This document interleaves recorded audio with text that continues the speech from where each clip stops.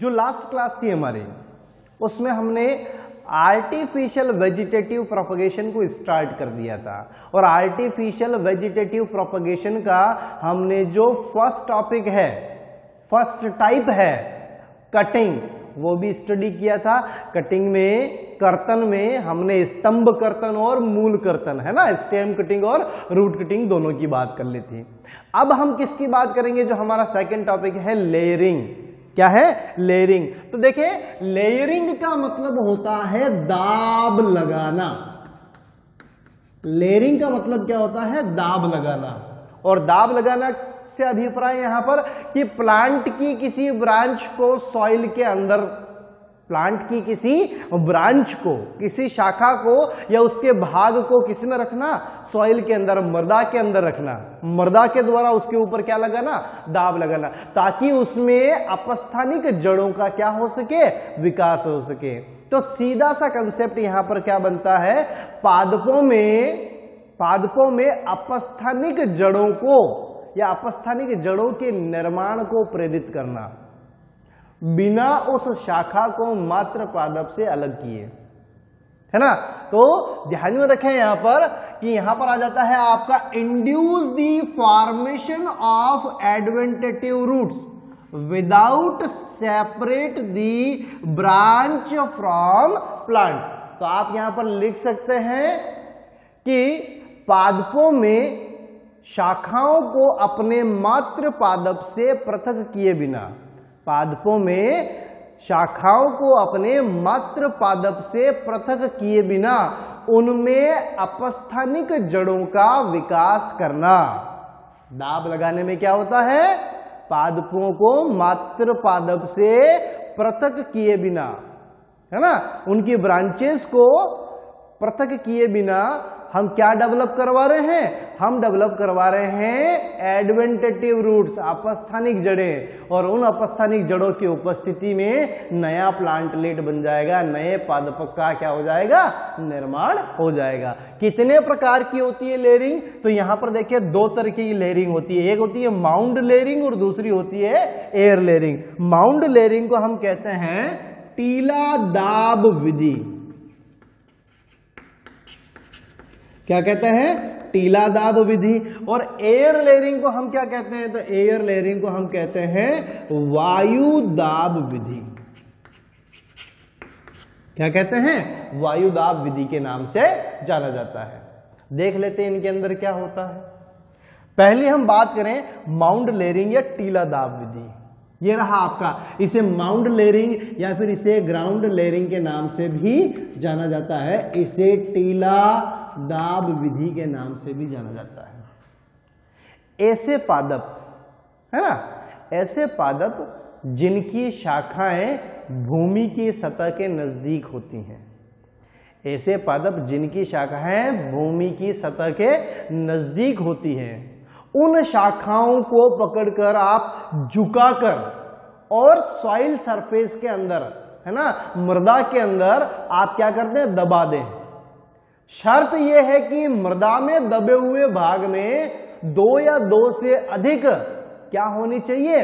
पर्व संधियां उपस्थित होनी चाहिए। देखिए बिल्कुल सिंपल सा कंसेप्ट है, बिल्कुल सिंपल सा कंसेप्ट है टीला दाब विधि का, कि पादप की जो भूमि के सबसे निकटस्थ शाखा है, भूमि की सतह के सबसे पास वाली शाखा है, उस शाखा को आप पकड़िए और पकड़कर झुकाकर आप उसके थोड़े से पोर्शन को किसमें दबाना है? आपको सॉइल के अंदर दबाना है, मृदा के अंदर दबाना है। शर्त यह है मृदा में 2 या 2 से ज्यादा क्या होनी चाहिए? नोड्स होनी चाहिए, पर्व संधियां होनी चाहिए। और जो बाकी का पोर्शन है वो वापस, जो लीफ वाला पोर्शन है वो वापस कहां होना चाहिए? बाहर होना चाहिए। डायग्राम में मैंने ये चीज बता रखी है। देखिए यहां पर बहुत सारी ब्रांचेज हैं, जिसमें ये आपको येलो ब्लू कलर में जो आपको लाइनिंग्स दिख रही हैं, ये हो गई आपकी पर्व संधियां। क्या है? सारी की सारी ये पर्व संधियां हैं। ये हो गए आपके पर्व।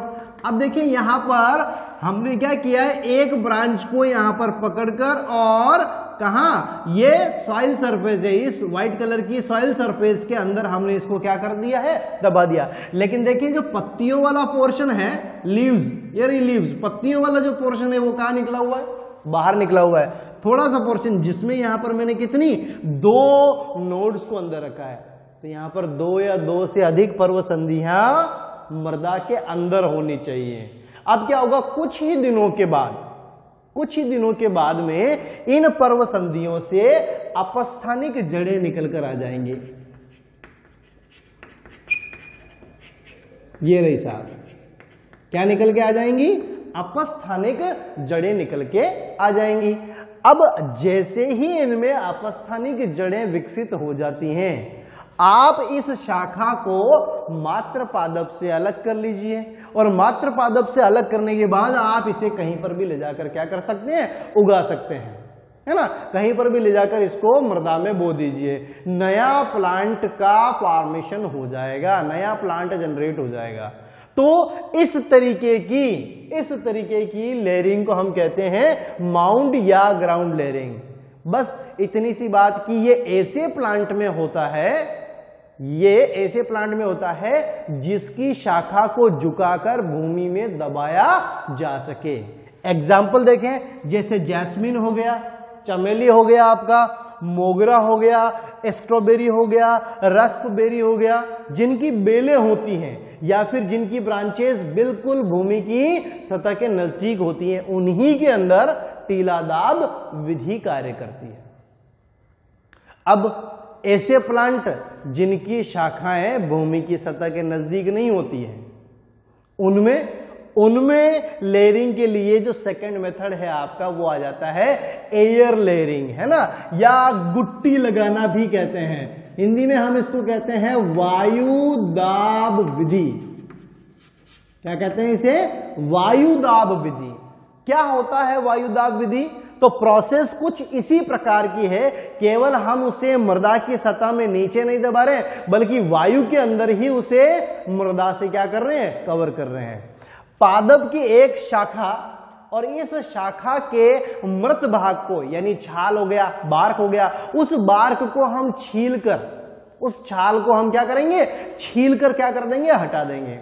छीलकर हटाने के बाद में उसके ऊपर हम कॉटन, गीली कॉटन या फिर गीली मृदा लेकर रखकर और उसको किसी कपड़े से बांध देंगे।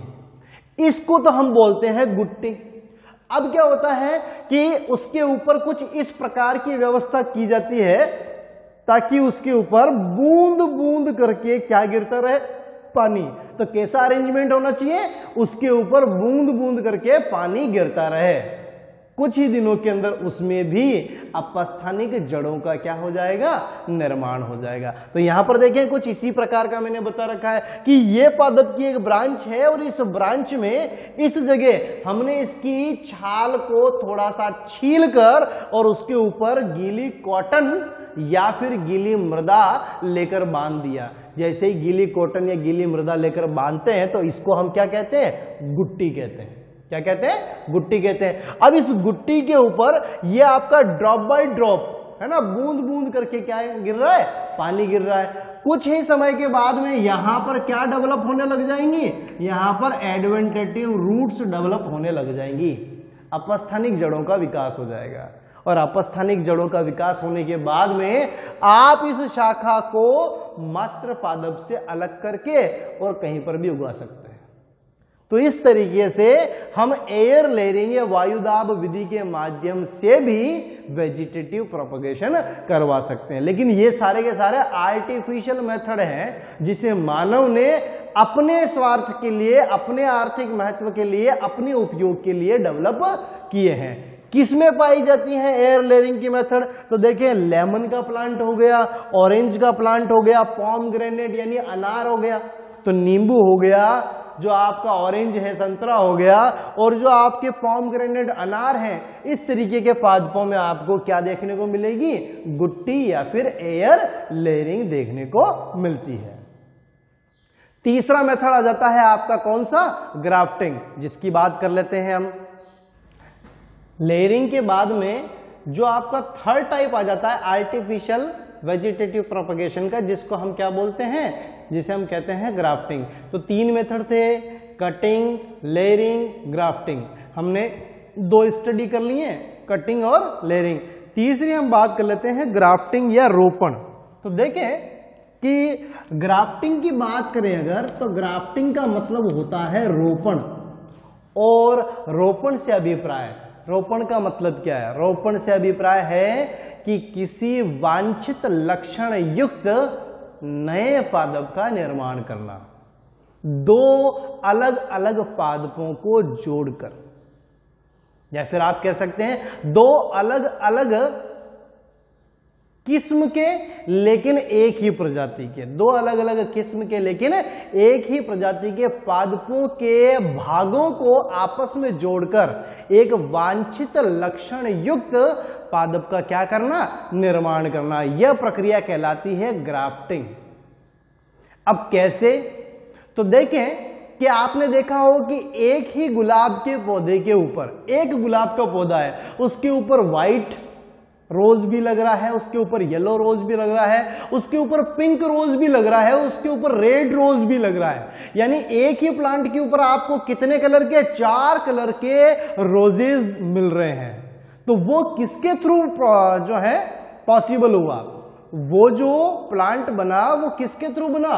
वो ग्राफ्टिंग के थ्रू बना। कि भाई क्या किया होगा ग्राफ्टिंग के टाइम पर? तो उन्होंने व्हाइट रोज का एक ग्राफ्ट ले लिया, एक स्टेम का पोर्शन ले लिया, एक उन्होंने येलो का ले लिया, एक उन्होंने पिंक का ले लिया, एक उन्होंने व्हाइट का ले लिया, और उन चारों को उन्होंने जो एक लोकलाइज्ड पिंक कलर के रोज वाला जो प्लांट है उसके ऊपर प्लेस किया, है ना। और उससे क्या हुआ, वो चारों टाइप के कैरेक्टर किस में आ गए, उसके अंदर आ गए, जिसकी वजह से आपको यहां पर कैसे मिलते हैं, 4 डिफरेंट टाइप के फ्लावर एक ही प्लांट पर मिलते हैं। कहीं कहीं आपने देखा हो तो जो फ्लावर की जो लीव्स हैं वो ऊपर से पिंक होती हैं और अंदर से कैसी होती हैं, व्हाइट होती हैं, यानी बाई कलर्ड होती है। तो वो भी इसी टाइप से आप ग्राफ्टिंग के थ्रू बना सकते हैं। तो बहुत सारे जो प्रोसेस हैं वो किसके लिए, एक इकोनॉमिकल इंपोर्टेंस कह सकते हैं, आर्थिक महत्व के लिए इन पादपों का निर्माण किया जाता है। तो ग्राफ्टिंग या रोपण की प्रक्रिया में 2 भिन्न भिन्न प्रकार के पादपों को आपस में जोड़कर एक वांछित लक्षण युक्त नए पादप का निर्माण करना क्या कहलाता है, रोपण कहलाता है। अब देखिए रोपण में तो यही चीज मैंने यहां पर लिख रखी है, development of new plant with desire character. नए पादप का निर्माण वांछित लक्षण युक्त करना, है ना, वांछित लक्षण युक्त नए प्लांट का क्या करना, फॉर्मेशन करना। और join 2 different plant part two produce the new plant, यानी 2 अलग अलग पादपों के भागों को आपस में जोड़कर वांछित लक्षण युक्त नए पादप को क्या किया जाता है, प्रोड्यूस किया जाता है। अब देखें वो पादप भाग कौन कौन से होते हैं। तो यहां पर आपको एक मिलता है सियोन, जिसे हम कहते हैं कलम, और दूसरा होता है स्टॉक, जिसे हम कहते हैं स्कंद, है ना। 2 पादप भाग हैं, एक है आपके पास में सियोन और दूसरा है स्टॉक। सियोन जिसे हम हिंदी में कहते हैं कलम, और स्टॉक जिसे हम कहते हैं स्कंद। होता क्या है, तो हमने अभी कहा 2 पादप भाग लेने हैं। ऐसा पादप भाग जिसमें आपका वांछित लक्षण उपस्थित है, यानी आप जो व्हाइट रोज की कलम ले रहे थे, व्हाइट रोज का जो एक स्टेम का टुकड़ा ले रहे थे, वो तो क्या हो गया, आपकी सियोन हो गई, कलम हो गई। और जिस प्लांट के ऊपर आप उसको लगा रहे थे वो क्या हो गया, स्टॉक हो गया या फिर स्कंद हो गया। इसका मतलब स्कंद जो है वो हमेशा लोकलाइज्ड प्लांट होता है, स्थानीय पादप होता है,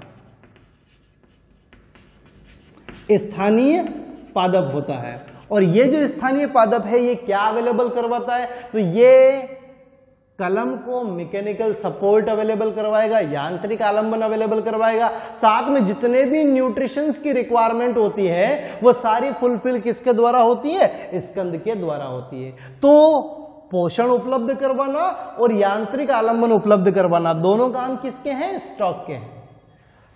कलम का काम क्या है? कलम जो है वो अपने आप में एक क्या रखता है? डिजायर कैरेक्टर रखता है, वांछित लक्षण रखता है। तो ध्यान में रखें, इसके अंदर जो है क्या उपस्थित होता है? वांछित लक्षण। तो आप कह सकते हैं वांछित लक्षण युक्त भाग है ये कैसा भाग होता है? वांछित लक्षण युक्त भाग होता है। अब आपने क्या किया कि कलम और स्टॉक को लेकर जोड़ दिया, लेकिन इस प्रकार से जोड़ा कि दोनों की कैम्बियम आपस में जुड़ जाए। प्लांट एनाटॉमी में आपने पढ़ा है कैम्बियम यानी एधा, है ना? तो दोनों की एधा, दोनों की कैम्बियम आपस में क्या हो जाए? जुड़ जाए। दोनों को इस प्रकार से क्या करना पड़ेगा? आपको अटैच करना पड़ेगा। फर्दर जब दोनों की कैम्बियम डी डिफरेंशिएट होगी, निर्विभेदित होगी, सेल डिवीजन करेगी और डिवीजन करके और वो आपस में एक दूसरे से जुड़ जाएगी। इस तरीके से एक नया प्लांट डेवलप हो जाएगा। इसके एग्जाम्पल देखें तो एग्जाम्पल में रोज, मैंगो, गुआवा, एप्पल और लेमन, इनके अंदर आपको इस तरीके की प्रोसेस देखने को मिलती है। ग्राफ्टिंग आप इन प्लांट्स के अंदर कर सकते हैं। अगर हम बात करते हैं यहाँ पर टाइप की, तो ग्राफ्टिंग के टाइप हमने पहले भी फंडामेंटल एक मैंने पूरा चार्ट बनाया है, उस चार्ट के अंदर सारी ग्राफ्टिंग के टाइप पहले भी डिस्कस किए हैं। कौन कौन सी? Whip grafting, wedge grafting, crown grafting और बड ग्राफ्टिंग। तो पहले तो आप ध्यान में रखें, विप ग्राफ्टिंग का मतलब यहां पर हो जाता है आपका जीवारोपण। आप इसे जीवारोपण कह सकते हैं, आप इसे जीव रोपण कह सकते हैं, ठीक है ना? वेज ग्राफ्टिंग का मतलब होता है यहां पर फच्चर रोपण। क्या कहते हैं? फच्चर रोपण कहते हैं। और तीसरी हम बात करें यहां पर क्राउन ग्राफ्टिंग की, तो क्राउन ग्राफ्टिंग का मतलब होता है यहां पर किरीट या मुकुट रोपण। क्राउन का मतलब होता है मुकुट, इसलिए आप इसको कह सकते हैं किरीट या मुकुट रोपण। और लास्ट आ जाता है बड ग्राफ्टिंग, जिसे हम कहते हैं कलिका रोपण। सारे जो टाइप्स हैं इनमें एक एक दो पॉइंट्स हैं जो आपको ध्यान में रखने हैं। बाकी जो कॉमन बात थी वो मैंने आपको ग्राफ्टिंग के बारे में बता दी कि यहां पर दो पार्ट होंगे, एक होगा स्टॉक और दूसरा होगा सियोन यानी कलम। स्कंद एक लोकलाइज्ड या स्थानीय पादप रहता है और जो कलम है वो हमेशा वांछित लक्षण युक्त पादप भाग होता है। क्लियर? अब देखिए हम सबसे पहला जो टाइप है विप ग्राफ्टिंग या जिसे हम कहते हैं जीवारोपण। तो सबसे पहला पॉइंट जीवारोपण के बारे में तो आपको ध्यान में रखना है कि डायमीटर ऑफ सियोन और स्टॉक इज सिमिलर, यानी स्कंद और कलम दोनों का व्यास, दोनों की मोटाई कैसी होनी चाहिए? समान होनी चाहिए, एक समान होनी चाहिए। अलग अलग मोटाई के जो सियोन और स्टॉक हैं वो यहां पर नहीं लिए जाते हैं। तो दोनों की जो डायमीटर है, दोनों की जो थिकनेस है वो क्या होनी चाहिए? समान होनी चाहिए। दूसरा आप यहां पर पॉइंट देखें कि विप ग्राफ्टिंग के अंदर कैसा कट लगता है? वी शेप कट लगता है। अब कैसे लगता है समझना कि आपने ये कौन सा पोर्शन है? ये स्टॉक पोर्शन है। ये कौन सा है? सियोन है। स्कंद को लिया, स्कंद को 5 से 8 सेंटीमीटर लंबा तिरछा कट लगा दिया। एक पादप है स्टॉक प्लांट, उस स्टॉक प्लांट की जो मेन ब्रांच है, मेन जो मुख्य तना है, उस मुख्य तने को 5 से 8 सेंटीमीटर तिरछा आपने काट दिया। अब देखें जैसे आपने यहां पर तिरछा काट दिया तो ऐसा का ऐसा कट आपने किसके ऊपर लगाया? सियोन के ऊपर। तो सियोन को जब लिया तो सियोन में भी आपने उसको क्या कर दिया? तिरछा काट दिया। अब तिरछा काट दिया, क्या ये वी शेप कट है? ये वी शेप कट नहीं है। तो यहां पर देखिए जो ग्रीन कलर का स्ट्रक्चर बता रहा है आपको, पहले इस तरीके से काटा, उसके बाद में काटने के बाद फर्दर इसको यहां पर जो पिंक कलर में आपको शेप दिख रहा है वी शेप, वो कट है। तो आपने इसको यहां से वी शेप काटा और इसका कॉम्प्लीमेंट्री जो सियोन है आपका कलम है ना, इसको आप कह सकते हैं कलम और इसको आप कह सकते हैं स्कंद। तो स्कंद में भी वी शेप है और कलम के अंदर भी वी शेप है। जब आपने इसको काटा, इन दोनों को काटा, तो देखिए इनका शेप कैसा बनता है। स्टॉक तो बन गया, कुछ इस प्रकार का दिखता है, और जो सियोन था वो आपको कुछ इस प्रकार का देखने को मिलता है। अब ये दोनों हो गए ना एक दूसरे के कॉम्प्लीमेंट्री, एक दूसरे के पूरक। क्या करोगे आप? सियोन को स्टॉक में फिट करोगे, सियोन को स्टॉक में फिट करोगे, और फिट करने के बाद में इसको टाइटली धागे से बांध दोगे, डोरी से या धागे से काफी टाइट कस कर बांध देंगे, ताकि इन दोनों के कैम्बियम बिल्कुल नजदीक रहें। और जब कैम्बियम पास पास में रहेंगे तो कैम्बियम क्या होंगे? डिफरेंशिएट, या फिर कह सकते हो उनमें सेल डिवीजन होगा। जब उनके अंदर सेल डिवीजन होगा तो वे आपस में क्या हो जाएंगे? जुड़ जाएंगे, और इस तरीके से एक नया प्लांट बन जाएगा। तो ध्यान में रखें, यहां पर कौन सा कट लगाया हमने? वी शेप कट लगाया। दूसरा वेज ग्राफ्टिंग, जिसे हम कहते हैं फच्चर रोपण। क्या कहते हैं? फच्चर रोपण।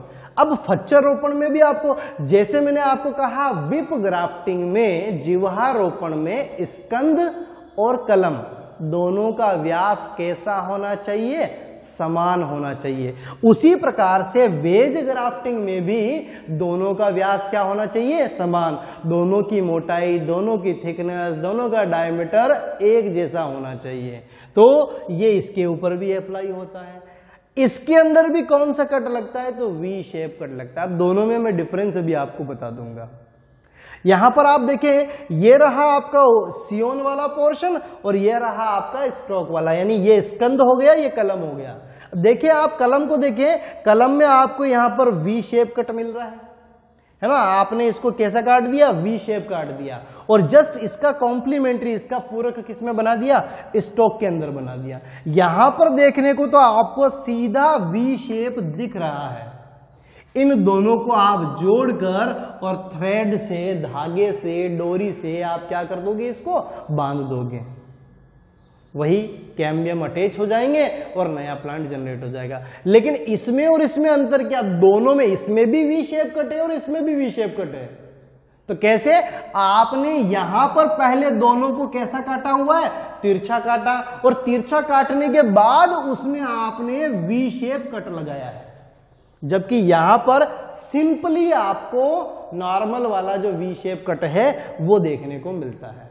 तो ध्यान में रखें, इसमें भी वी शेप कट है और इसमें भी वी शेप कट है, लेकिन दोनों अलग अलग हैं, है ना। तो विप ग्राफ्टिंग आ जाए तो आपको ये डायग्राम बताना है, इसके बारे में समझाना है। और अगर वेज ग्राफ्टिंग आपको पूछ ले तो आपको इस तरीके से इसको रिप्रेजेंट करना है। बातें यहां पर भी दो ही बातें थी, यहां पर भी दो ही बातें। यहां पर 5 से 8 सेंटीमीटर लंबा तिरछा कट लगाकर फिर उसमें वी शेप कट लगाया जाता है, और दोनों को आपस में जोड़कर डोरी से, धागे से बांध दिया जाता है।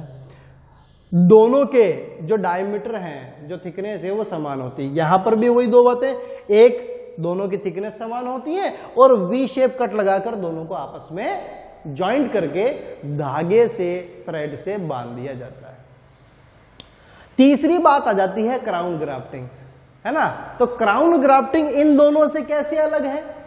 तो देखें कि विप और वेज ग्राफ्टिंग के अंदर जो स्कंद और कलम है उनका व्यास एक जैसा था, जबकि आप यहां पर किरीट या मुकुट रोपण देखें। मुकुट रोपण का मतलब क्या होता है कि जो आपका स्टॉक है उस स्टॉक का आकार तो बहुत बड़ा होता है, उसका डायमीटर काफी ज्यादा होता है। एक बड़ा सा पेड़ आप कह सकते हैं, उसको आपने अगर काट दिया तो बीच में आपको कितना सारा स्पेस मिल जाएगा? बहुत सारा स्पेस मिल जाएगा। और उस पूरे स्पेस में किनारे किनारे पर आप बहुत सारी क्या लगा दें? अगर सियोन लगा दें उसके ऊपर, बहुत सारी कलम अगर उसके ऊपर लगा दें, तो उसकी संरचना, उसका स्ट्रक्चर कैसा दिखेगा आपको? एक मुकुट के जैसा दिखेगा। कैसा दिखेगा? एक मुकुट के जैसा दिखेगा। इसलिए हम इसको कहते हैं क्राउन ग्राफ्टिंग, क्योंकि इसका जो शेप बनता है, इसका जो स्ट्रक्चर बनता है, वो कैसा बनता है? मुकुट के समान दिखाई देता है। इसलिए आप इसे किरीट या मुकुट रोपण के नाम से जानते हैं। बात वही, देखिए स्टॉक जो है उसका डायमीटर बहुत ज्यादा है, काफी मोटा तना है, थिकनेस उसकी काफी ज्यादा है, और उसके ऊपर काफी छोटे छोटे या कम थिकनेस वाले, कम डायमीटर वाले बहुत सारे कलम लगा दिए जाते हैं, जिससे इनका आकार कैसा दिखाई देगा आपको? आपको किरीट यानी अर्थात मुकुट के जैसा दिखाई देता है, इसीलिए हम कहते हैं क्राउन ग्राफ्टिंग। तो विप ग्राफ्टिंग हुआ, वेज ग्राफ्टिंग हुआ, क्राउन ग्राफ्टिंग हुआ। लास्ट और फोर्थ आ जाता है आपका बड ग्राफ्टिंग। कैसा आ जाता है? बड ग्राफ्टिंग। बड ग्राफ्टिंग में देखिए यहां पर हम सियोन और स्टॉक दोनों ही फॉर्म में स्टेम के टुकड़े ले रहे थे, लेकिन अगर आप यहां पर देखेंगे तो बड ग्राफ्ट में आपको स्टॉक तो वैसा ही मिलेगा, लोकलाइज्ड प्लांट लेना पड़ेगा, लेकिन सियोन की फॉर्म में आप स्टेम के पार्ट को ना लेकर बल्कि यहां पर एडवेंटेटिव बड यानी एक अपस्थानिक कलिका लेते हैं। इस अपस्थानिक कलिका को लेकर आपने स्टॉक में क्या बनाना है? टी आकार का कट लगाना है। कैसा लगाना है? टी आकार का कट लगाना है। और इस टी आकार के कट के अंदर आपको किसको प्लेस करना है? इस अपस्थानिक कलिका को प्लेस करना है। और अपस्थानिक कलिका को प्लेस करके और आप चारों तरफ से उसको क्या कर देंगे? थ्रेड से टाइटली बांध देंगे। चारों तरफ से उसको क्या कर देंगे? टाइटली बांध देंगे। अब ये कलिका जो है ये फर्दर डेवलप होकर एक नई ब्रांच की फॉर्म में क्या हो जाएगी? कन्वर्ट हो जाएगी। तो इस तरीके की ग्राफ्टिंग को आप बोलते हैं बड ग्राफ्टिंग या कलिका रोपण। तो यहां हम कलिका का उपयोग कलम के रूप में ले रहे हैं, कलिका का उपयोग सियोन या कलम के रूप में, और बाकी जो स्टॉक जो स्कंद है वो नॉर्मल आपका कट। इसमें कौन सा होगा? तो ध्यान में रखें इसमें टी शेप कट लगाया जाता है। इसमें कोई प्रॉपर, इसमें जो स्टॉक है उसका कॉम्प्लीमेंट्री कट लगाकर और आप स्टॉक में सियोन का कॉम्प्लीमेंट्री कट लगाकर आप इसको लगा सकते हैं। तो ये आपकी 4 टाइप की ग्राफ्टिंग हुई। पहले चैप्टर में आपको यही सारी चीजें बताई हुई हैं। पूरा का पूरा आपका एसेक्सुअल रिप्रोडक्शन इन एंजियोस्पर्म यहां पर क्या हो जाता है? कंप्लीट हो जाता है। नेक्स्ट लेक्चर में हम बात करेंगे सेक्सुअल रिप्रोडक्शन इन एंजियोस्पर्म।